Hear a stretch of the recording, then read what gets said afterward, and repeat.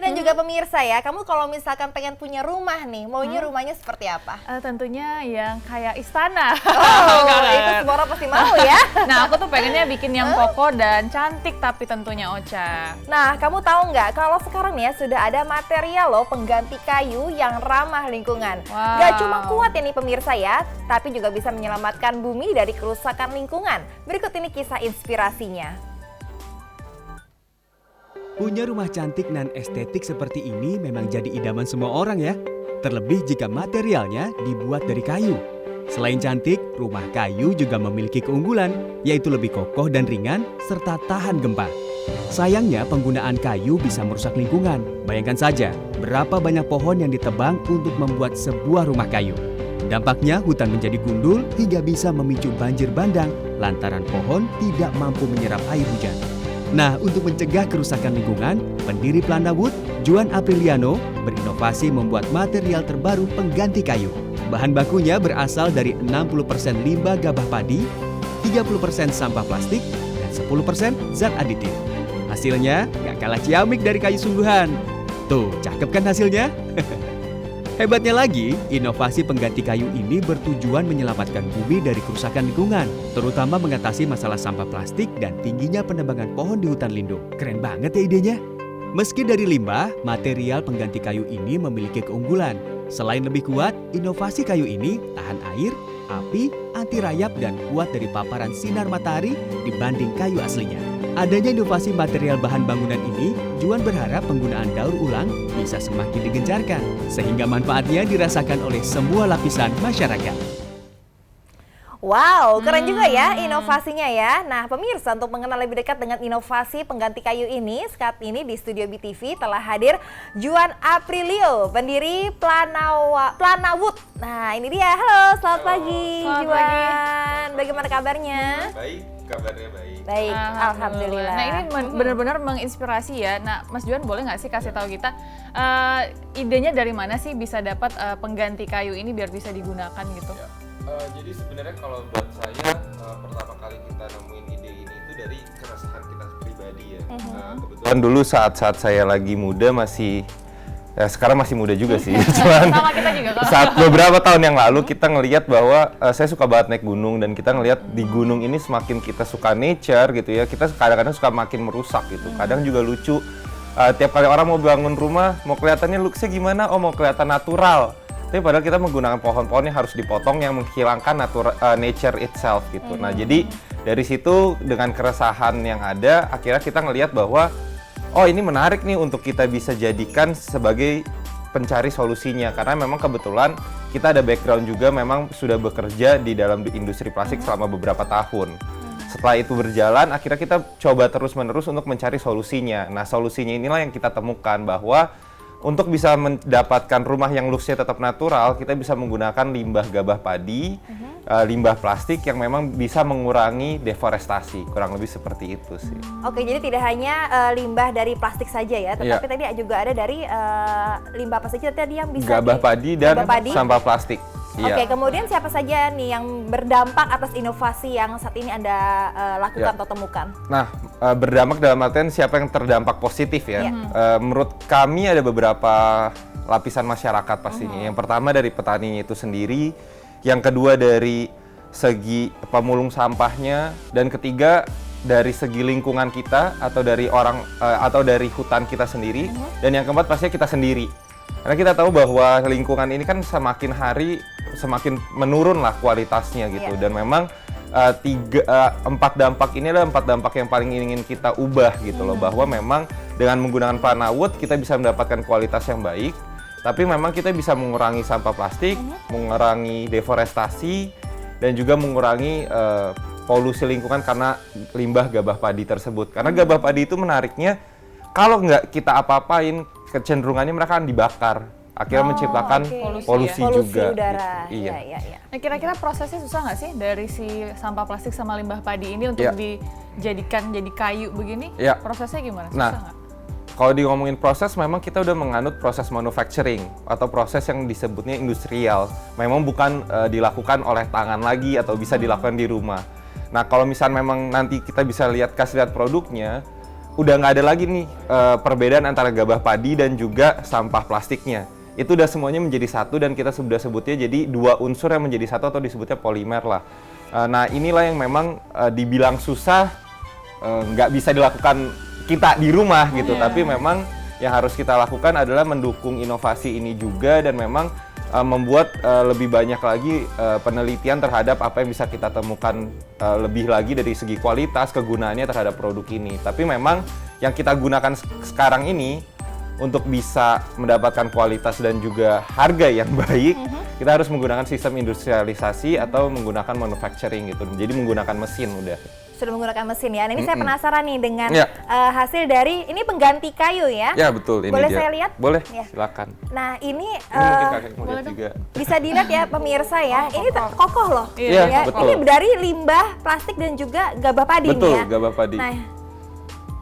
Nah, mungkin bisa dibalik juga satu sisinya lagi. Nah, iya. satu sisinya seperti ini Iya. ya Nah, kan. kalau itu Kemudian kayu konvensional bukan ya? Iya, nah cuman disclaimer, kayu konvensional pun itu banyak sekali jenisnya ya Kak. Jadi memang ada beberapa jenis kayu konvensional yang memang berbeda kualitas, berbeda segala macam, berbeda looks-nya juga gitu loh. Nah ini bisa dilihat ya pemirsa ya, ini juga ketahanannya pun juga sangat keras Iya. ya. Ini bisa sama kayu yang seperti biasanya juga Konvensional. beda ya sebenarnya Iya, ya. Tadi sempat kita lihat di tayangan, ini katanya anti rayap ya? Iya, udah anti rayap dan kita memang jadi mungkin kayu yang paling dekat sama kita itu salah satu kualitasnya itu ada di kayu ulin sama kayu jati karena mereka dua kayu yang ketika digunakan di area outdoor terkena matahari, terkena air itu paling kuat. Paling kuat. Kita adalah salah satu produk pengganti untuk kayu ulin dan kayu jati ini karena memang kita sudah applicable untuk di area outdoor, kurang lebih kayak gitu. Oke. Nah, untuk mendapatkan sampah plastik dan Ya. gabah padi tadi ini ada bekerja sama dengan pihak mana mungkin? Oke, kebetulan memang kalau misalkan gabah padi sendiri kita bekerja sama petani yang masih memang ada di daerah dekat dengan pabrik kita atau di daerah Tangerang. Dengan bekerja sama dengan komunitas petani itu juga kita udah bisa mengumpulkan hampir puluhan ton dari gabah padi yang kita lakukan recyclingnya setiap tahunnya. Dan memang juga yang jadi menarik kita bisa memberikan penghasilan lebih kepada petani itu. Nah untuk sampah plastiknya sendiri memang sudah ada runtutannya. Kita nggak langsung ambil dari pemulung, tapi memang kita ngambil dari sebuah recycling center yang memang mengumpulkan dari para pemulung. Habis itu dia proses menjadi sampah plastik yang bisa kita gunakan gitu. Tapi memang kita bisa jamin bahwa 90% dari produk kita ini adalah terbuat dari sampah. Oke, baik. Kemudian sampai sejauh ini animo masyarakat atau pengguna dari pengganti kayu seperti ini sejauh ini bagaimana? Dan kemudian dilihat dari segi harganya apakah lebih murah, apakah lebih mahal atau bagaimana? Ya. Nah ini menurut saya juga pengen coba kita sharing hari ini lah bahwa kemungkinan besar kalau kita tanya misalnya ke kakak gitu ya, recycle produk tuh stigmanya gimana sih? Mungkin salah satu jawabannya adalah, oh harganya mahal dan kualitasnya nggak terlalu baik. Iya. Ini sesuatu yang pengen kita ubah di Plana. Kita pengen menghasilkan produk yang secara kualitas memang sudah terbukti baik, tapi juga secara harga bisa bersaing. Nah memang kalau di masyarakat, di market pastinya ada keraguan kadang-kadang terhadap semua inovasi deh. Iya. Gak usah kita ngomongin produk buatan Indonesia loh, which is ini produk buatan benar-benar dari kita dan gak ada sangkut pautnya dengan negara luar atau lisensi luar atau apapun seperti itu. Iya. Tapi memang challenge-nya adalah untuk meyakinkan masyarakat, untuk meyakinkan bahwa memang produk kita bisa digunakan dengan baik, dengan kualitas yang baik, dan itu mungkin menurut saya challenge terbesar. Makanya juga salah satu yang saya mau ucapkan terima kasih juga adalah concern seperti ini akan membawa kita akhirnya bisa memutuskan bahwa bisa mempercayai produk-produk dalam negeri yang memang ramah lingkungan, dan itu bahkan untuk bikin mereka percaya kita bisa bilang we guarantee gitu loh. Kita kasih garansi bahwa produk kita akan berkualitas baik gitu. Kurang lebih seperti itu sih challenge-nya. Oke. Oh, kalau misalnya nih, tadi kan kalau kayu konvensional itu kan ada musuhnya, rayap. Iya, Nah, betul. kalau kayu seperti ini ada musuhnya juga nggak sih?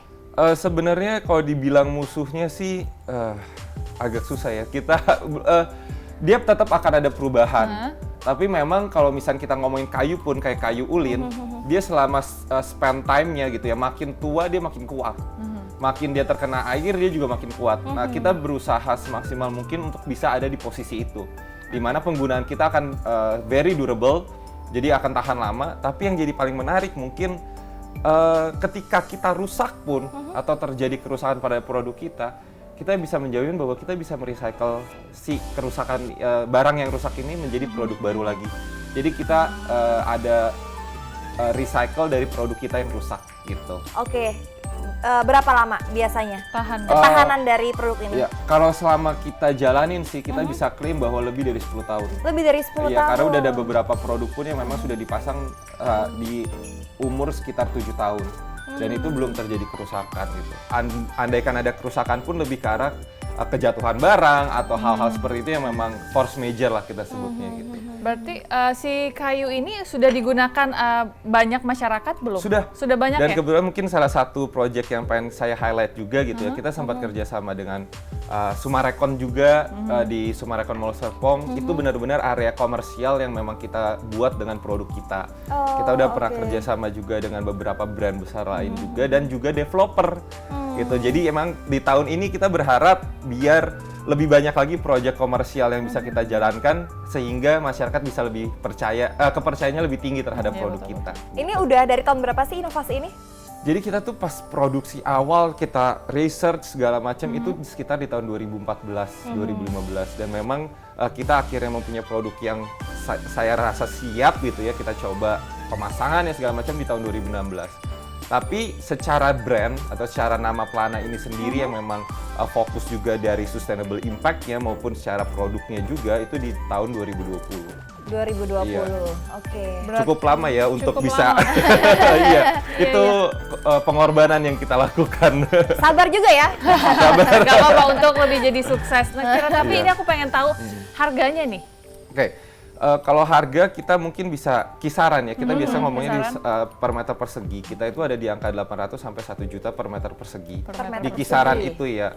Dan memang kalau misalnya dibandingkan dengan kayu-kayu konvensional, ada beberapa yang lebih di atas bahkan harganya yang memang digunakan untuk area outdoor seperti kayu lin dan kayu jati. Itu memang ada beberapa di atas harga kita. Cuman kalau kayu harus lihat jenisnya. Kita nggak bisa ngomong mau jenisnya apa dulu baru ada harganya. Baru tahu gitu. harganya ya. Betul, Oke, harapannya dong Mas terakhir. Nah, harapannya ya, saya pengen berharap ya semoga apa yang kita lakukan di sini bertahun-tahun ini memang bisa memberikan impact yang baik. Iya. Itu yang pertama dan memang kita berharap ke depannya ketika kita memutuskan untuk membeli sesuatu juga kita bisa memberikan impact yang bagus bahwa memang kita bisa peka bahwa ada beberapa opsi yang memang lebih baik untuk lingkungan juga.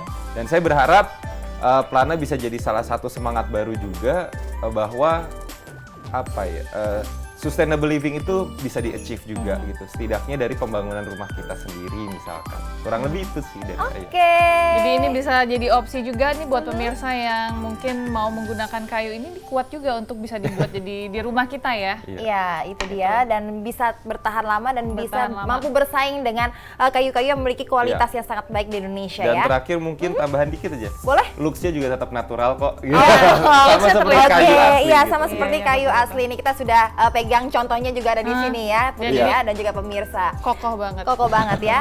Oke, baiklah. Terima kasih Mas Juan atas Iya. kehadirannya di studio kami. Thank Salam you, sehat Kak. selalu dan tetap bersemangat. Pokoknya sukses ya. Amin.